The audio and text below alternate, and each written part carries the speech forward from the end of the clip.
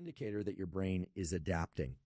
You see, the human nervous system is designed for change. Your dopamine system doesn't light up just when you succeed. It lights up when you move toward the thing that's hard. The challenge, the struggle, the climb. This is not just motivational jargon. It's mapped in every lab that studies human behavior and performance. Effort itself is rewarding if you train your brain to recognize it. Now here's where it gets fascinating. Neuroplasticity, the ability of your brain to rewire, isn't triggered when you're comfortable. It's triggered when you're right on the edge. The very place where you feel most uncertain, most defeated, most vulnerable. That's where the rewiring starts. That's where change becomes possible, but only if you don't give up. So the impulse to quit, that's not weakness, that's data. That's your nervous system saying, this is unfamiliar, this is intense. This is exactly where growth happens. If you stop now, you train your brain that discomfort equals failure.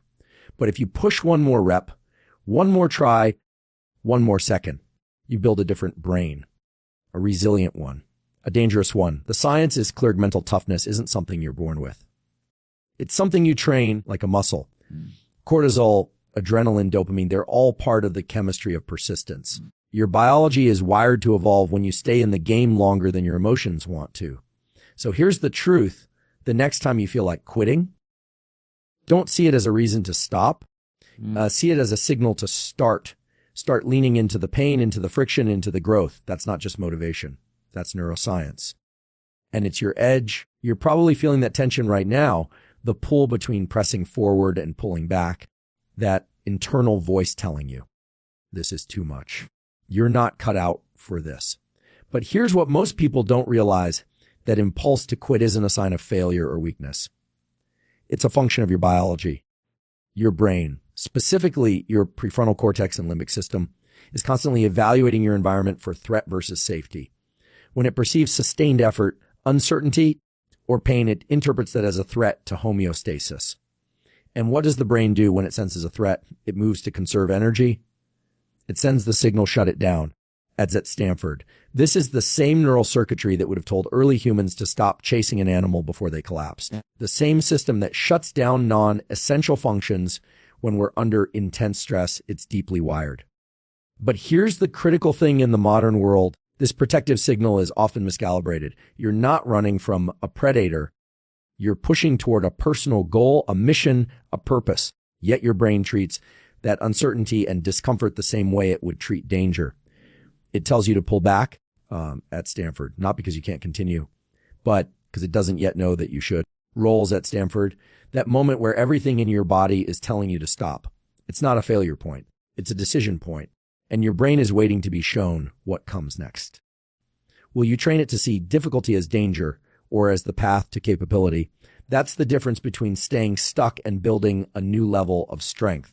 Your nervous system doesn't care what you say you want. It learns from what you do under stress. So when the truth is your brain doesn't change when things are easy. It doesn't rewire when you're in flow or when everything's going your way. Real neuroplasticity, the biological mechanism behind growth, kicks in when you're uncomfortable, when you're stressed, uncertain, when your heart rate is up and your thoughts are chaotic. That's the entry point. That's when the brain becomes malleable. Your neurons respond to intensity. They respond to difficulty. And when you stay in that difficulty just a little longer than your instincts want you to, your brain starts encoding new pathways. It begins to say, okay, this matters. This is worth adapting to. And that's the unlock. Discomfort isn't something to avoid. It's a signal that you're in the zone where transformation actually happens. Think of it like weight training for your nervous system. You don't build muscle by lifting something easy. You build by hitting that resistance point where the tissue starts to break down just enough to rebuild stronger. The brain works the same way. If you're not stretching the boundaries of what feels possible, you're not triggering the mechanisms of real change. So when your mind screams for comfort, when it wants you to stop, to slow down, to back away, that's actually a cue that you're entering the ideal zone for adaptation. That zone where effort carves new circuits, new levels of discipline, new resilience into your biology. The discomfort isn't the cost. It's the currency. Most people misunderstand dopamine. They think it's just about reward, about achieving the goal, getting the win, hitting the target. But what neuroscience shows us actually far more powerful, dopamine is released during effort, not just after success. It's the neurochemical that keeps you going, not just the one that celebrates when you're done. Your brain is designed to reward pursuit. When you commit to a hard task, when you embrace challenge and start moving forward, your dopamine system engages to sustain that action. It's your brain saying, yes, keep going. And as at Stanford, this matters. The highest performers aren't just addicted to winning. They've trained their minds to find deep satisfaction in the process, even when it's brutal. That's not psychology. That's chemistry. And here's where the game changes if you can learn to associate effort itself. The grind, pain, the uncertainty. With progress, your dopamine system begins to reinforce that, not just the result. That means every rep, every rejection, every time you get up early or show up when it's hard, your brain is wiring in a loop that says, because this is what growth feels like. So if you're waiting to feel good only when you win, you're cutting off your own biology. The real fuel is learning to chase the feeling of trying, especially when it's hard. Dopamine isn't just about finishing the race. It's what pushes your legs when they're burning, your mind when it's doubting, your will when it's wavering. And when you reframe effort as the reward, you don't just last longer. You evolve faster. There's a specific moment, roles at Stanford, and you've probably felt it, where everything in you feels like it's starting to break down. Your muscles are shaking, your focus is slipping, your willpower is almost gone. That moment feels like failure. But from a biological standpoint, it's not the end. It's actually the beginning of real adaptation. Hey, your nervous system doesn't initiate lasting change when you're cruising. It waits until you reach a threshold, what we call the liminal space, where you're no longer operating on habit and comfort, and you're being forced to confront the limits of your capacity. That's when your brain starts taking things seriously.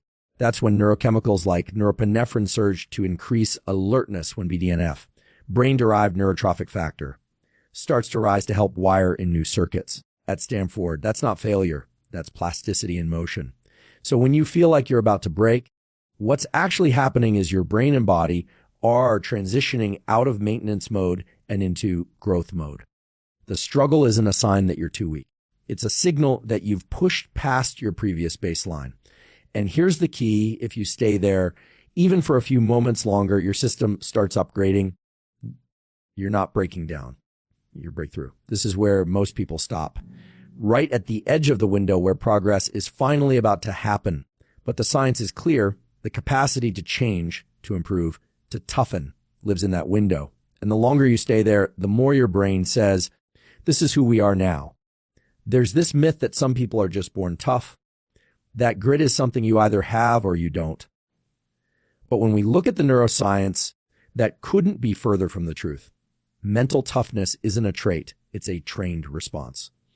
It's a set of neural circuits that strengthen with repetition, just like muscles in your body. Every time you face resistance, emotional, physical, psychological, and choose to stay in it rather than retreat, you're reinforcing pathways in the prefrontal cortex, the part of your brain responsible for deliberate action and focus. You're also dialing down reactivity in the amygdala, which is what triggers fear, anxiety, the urge to escape. Over time, the signal that once screamed, this is too much, starts to lose its volume. And the part of your brain that says, stay with it, gets louder, more automatic. It's the reps that matter. The mental reps. The small choices you make under pressure, to breathe instead of panic, to move forward instead of freeze, to keep going when you're exhausted. Those moments are not just psychological wins. They're physiological conditioning. You are literally altering the way your brain processes stress and challenge, and it doesn't take years to start. Your brain responds quickly to repetition and intention. If you consistently meet discomfort with action, your baseline shifts. What used to feel overwhelming becomes manageable. What once broke you becomes your warm-up. That's not willpower. That's circuitry. You're not just becoming stronger. You're becoming wired for. Brain is always watching what you do. Not what you intend, not what you hope for, but what you repeatedly act on, especially under pressure. And that repetition becomes the blueprint for how your nervous system responds in the future. If you consistently choose to quit when things get hard, your brain encodes that pattern: challenge equals stop, discomfort equals retreat. This isn't abstract. It's neurobiological. The circuits involved in motivation, Decision-making and stress response are constantly being tuned by behavior. If every time you hit resistance, you exit, those neural pathways get reinforced. The next time challenge appears, your system defaults to what it knows: avoidance. But if you override that impulse, if you stay in the moment, even just for a few more seconds, you begin to rewrite that script. The brain is plastic, but it doesn't change based on what you want. It changes based on what you do consistently, especially when emotions run high. That's when memory sticks. That's when long-term potentiation, the strengthening of neural connections, actually happens. And Stanford. So when you push through a tough workout, a hard conversation, or a moment of doubt, you're not just winning that moment. You're carving a new behavioral groove into your neural architecture. And over time, that groove becomes your default. Quitting becomes foreign. Persistence becomes familiar, not because you were born different, but because you trained your brain one decision at a time to associate stress with forward movement, not shut down. You're not just building discipline. You're changing your biology. What you think are your limits, those moments where you say, I can't go any further, are almost always illusions. And we know this because the human brain is designed to signal fatigue long before your actual capacity is reached. At Stanford, it's a built-in safety mechanism, an evolutionary feature to prevent physical collapse or emotional overwhelm. But in today's world, where most of our threats aren't survival-based, and that signal is miscalibrated, it goes off too early, there's a phenomenon called the central governor theory in neuroscience and physiology. It suggests that the brain acts like a regulator, artificially limiting performance to keep the body from potential harm. The problem: it doesn't differentiate between real danger and perceived challenge. That means the mess to stop, to shut down, to give up. It's often just your brain being conservative. It's trying to keep you in the known zone, in comfort, in safety. But you're capable of much more than that signal suggests. In fact, studies on endurance athletes, elite performers, and special operations soldiers show that when people push just beyond that initial wall, they still have over 40% of their capacity left in reserve. 40%. That's not just mindset. That's measurable. So when your mind says you're done, it's not telling the truth. It's offering a suggestion, one based on old patterns and protective instincts. And your job is to decide whether you listen to it or override it, because each time you ignore that false limit, each time you move past it even slightly, your brain learns this is safe, this is possible, this is who we are now. And over time, that boundary pushes further out, not by accident, but by choice. Most people hear the word stress and immediately think something's gone wrong. But from a physiological standpoint, stress isn't the enemy. It's a signal. It's activation. It's your body preparing you to perform. The chemicals we associate with stress, like cortisol and adrenaline, aren't just about fear or anxiety. They're also the very substances that increase energy, focus, alertness, and drive. When you step into a challenge and your heart starts racing, your palms sweat, your breath shortens, your system is entering a high performance state. Cortisol is elevating glucose in your bloodstream, making energy more available. Adrenaline is increasing your focus and mobilizing your muscles. This isn't dysfunction. It's your biology ramping up so you can meet the moment. The key isn't to eliminate stress, it's to interpret it correctly. When you reframe those sensations, not as signs of danger, but as signs that your system is kicking into gear, you unlock a new level of control. That shift in interpretation can change your entire output. The exact same physiological state that some people label as panic, others label as readiness. That difference isn't genetic. It's trained. So the next time you feel that stress, recognize what's happening. Your nervous system is giving you tools. It's saying, you're in it now at Stanford. Let's go. And if you can learn to surf that wave instead of resisting it, you'll start accessing capacities you didn't know you had. Stress becomes less about pressure and more about preparation. It becomes part of your performance system, not your shutdown code. The real transformation happens when you choose to stay in the fight. Not once, but repeatedly. Every time you confront discomfort and don't back down, you're building what we call stress resilience, a form of neural adaptation that hardens your system against future adversity. This isn't a mindset trick. It's deeply biological. Your prefrontal cortex, the part of your brain responsible for rational decision-making, starts to strengthen its connection to the limbic system, which processes emotion and fear. That connection matters. Because the more times you remain composed under pressure, the more control your thinking brain gains over your reactive brain. You don't just feel stronger. You become neurologically more capable of handling intensity. We see this in high performers across every domain. Elite athletes, military operators, emergency responders. It's not that they don't feel stress or fear. It's that they've conditioned their brains to interpret stress as usable data rather than a threat. And how did they do that? Through exposure, through repetition, by staying in the hard moments again and again until their brain calibrated what it means to struggle. That adaptation builds a kind of mental armor. Not a wall that blocks emotion, but a filter that prevents emotional chaos from dictating action. You become more stable under pressure at Stanford, more focused when things fall apart. And the best part, that level of control isn't reserved for the elite. It's available to anyone who trains for it. Every time you face something hard and choose to stay, you're reinforcing those circuits. You're teaching your brain this is survivable, this is normal, this is what I do. Your brain isn't listening to what you say. It's tracking what you do, especially in moments of stress, fatigue, and discomfort. That's how it decides what kind of person you are. Not by your goals, not your affirmations, but by your actions under pressure. Every time you choose to quit, to pull back, to wait for motivation instead of taking action, your nervous system encodes that behavior as the standard. And that becomes your operating system. But when you override that default response, when you take action despite wanting to stop, you shift the entire framework your brain uses to evaluate challenge. You're no longer being run by emotion or impulse. You're rewiring your circuits through behavior.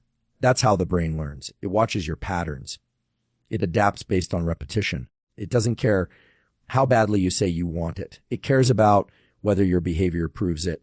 And this is where it gets powerful once your brain starts associating effort, consistency, and discomfort with safety, not danger. It begins to automate those responses. You'll notice hesitation shrinking, reaction time shortening, mental chatter getting quieter, because your actions have shown your brain this is who I am now. Not someone who waits, not someone who escapes, but someone who executes, even when it's hard. So if you want to change your identity, don't start with what you think.